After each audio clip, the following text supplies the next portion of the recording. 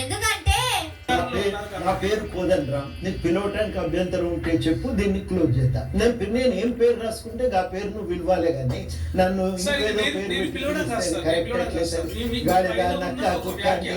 నా పేరు కోదండరామ్.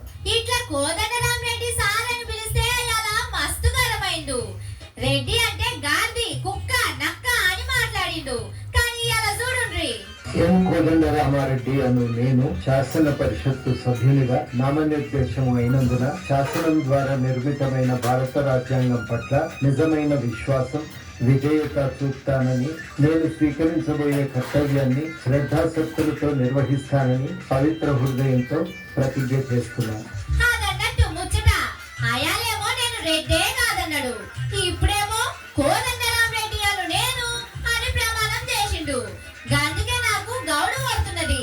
ఆయన కోదండరామ్ రెడ్డి అన్నందుకు స్టూడియోలకెంచి వెళ్ళిపోతున్నాడు.